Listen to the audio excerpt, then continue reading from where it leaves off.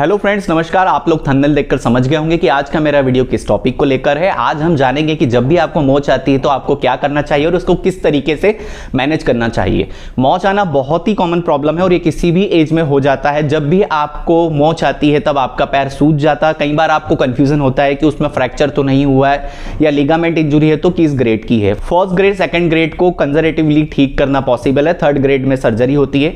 मोच आने को हम एंकल स्प्रेन बोलते हैं। जब भी आपको इंस्टेंट मोच आती है तो आपको सबसे पहले आइसिंग करनी है, बर्फ से सिकाई करनी है और टोटल आपको रेस्ट करना है। ज्यादा देर आपको पैर लटका के नहीं रखना है।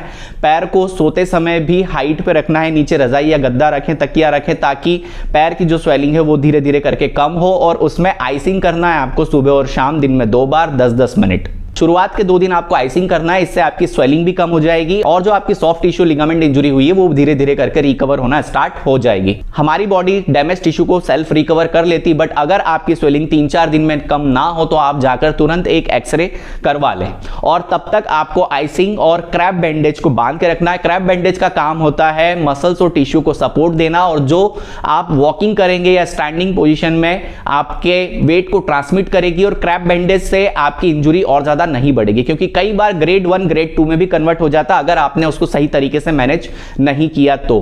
क्योंकि जब भी आप खड़े होते हैं, वॉशरूम जाना है या आपको नॉर्मली थोड़ा भी चलना है तो आपके पैर पे प्रेशर आता है, जिससे आपका पेन और ज्यादा बढ़ जाता है। तो आपको कुछ चीजों का ध्यान रखना है। इसमें सबसे पहले तो आइसिंग है, दूसरा आपको इमोबिलाइज करके रखना, पैर को ज्यादा हिलाना नहीं है और बिल्कुल रेस्ट करना, ज्यादा देर पैर आपको लटका के भी नहीं रखना है। तो आइए देखते हैं कि आपको किस तरीके से क्रैप बैंडेज को अप्लाई करना है। क्योंकि जब भी आपका पैर ट्विस्ट होता है, या तो आपका पैर लेटरल साइड मुड़ जाएगा या फिर मीडियल साइड मुड़ेगा। तो जिस साइड आपका पैर मुड़ता है उसके अपोजिट साइड हमें क्रैप बैंडेज को बांधना है। क्रैप बैंडेज का काम आपके वेट को डिस्ट्रीब्यूट करना होता है, इसलिए क्रैप बैंडेज को जरूर बांधे और इससे आपको सपोर्ट भी मिलेगा और आपकी जो स्वेलिंग है वो भी धीरे धीरे करके कम होगी। पर इसको बांधने के भी कुछ रूल होते हैं, जिसमें हम फिगर 8 रूल अप्लाई करते हैं, जिसमें आपको अपने एंकल को इमोबिलाइज करना है ताकि वो ज्यादा मूवमेंट ना करे और टिश्यूज पे और ज्यादा प्रेशर ना आए, जिससे इंजुरी और ज्यादा बढ़े ना।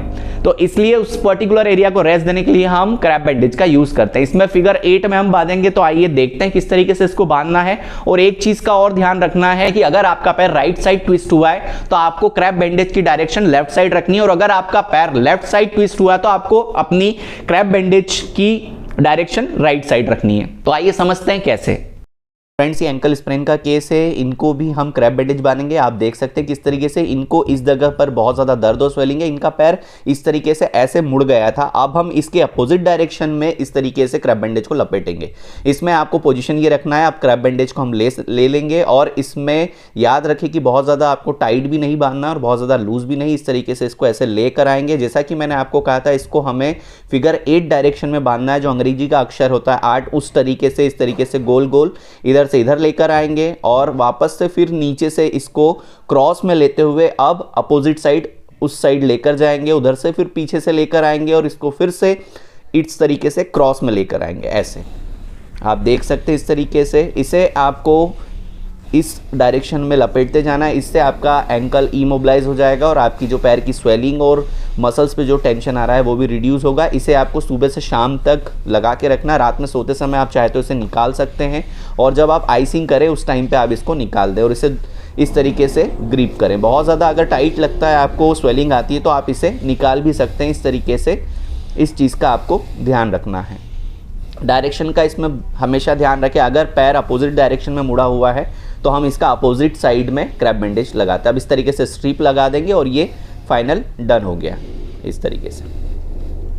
तो ये थी फ्रेंड्स क्रैप बैंडेज को बांधने की सिंपल टेक्निक, जिसको आप घर पे अप्लाई कर सकते हो। 1 से 2 दिन में, 4 दिन में आपकी प्रॉब्लम बिल्कुल ठीक हो जाएगी। अगर ना हो तो आप डॉक्टर को कंसल्ट करें और एक्सरे आप करवा लें। बाकी जो प्रिकॉशंस आपको बताए गए हैं उसे आपको फॉलो करना है। इस पे मैंने सेपरेट वीडियो भी बनाया हुआ है कि मोच आने पे तुरंत आप क्या करें, जिसकी लिंक मैंने आई बटन में दे दी है और आप डिस्क्रिप्शन में भी जाकर चेक कर सकते हैं। आज का मेरा ये वीडियो मेनली क्रैप बैंडेज को बांधने पे था कि आपको किस तरीके से क्रैप बैंडेज को बांधना है, क्योंकि बहुत सारे लोग मुझसे पूछते हैं मोच आ गई है तो क्या करना है। तो उसमें आपको आइसिंग अप्लाई करना है। आइसिंग के साथ साथ आप एक क्रैप बैंडेज को भी बांधे, पर बांधने का अगर तरीका सही रहेगा तो ही आपको पॉजिटिव रिजल्ट मिलेगा। कई बार लोग गलत तरीके से बांध लेते हैं, उसमें ब्लड का सर्कुलेशन भी अफेक्ट होता है और कई बार स्वेलिंग भी बढ़ जाती है। तो इसलिए आपको इसे नॉर्मली इसी वे में बांधना है। तो आज के लिए फ्रेंड्स इतना ही। आप में से जो भी मेरे चैनल पर नए हैं प्लीज मेरे चैनल को सब्सक्राइब कर लें, इसी तरीके से अपना प्यार बनाए रखें ताकि मुझे और ज्यादा प्रेरणा मिले आप लोगों के लिए नए नए हेल्थ रिलेटेड वीडियो लेकर आने का। तो मिलते हैं अगले वीडियो में, तब तक के लिए धन्यवाद। जय हिंद, जय भारत।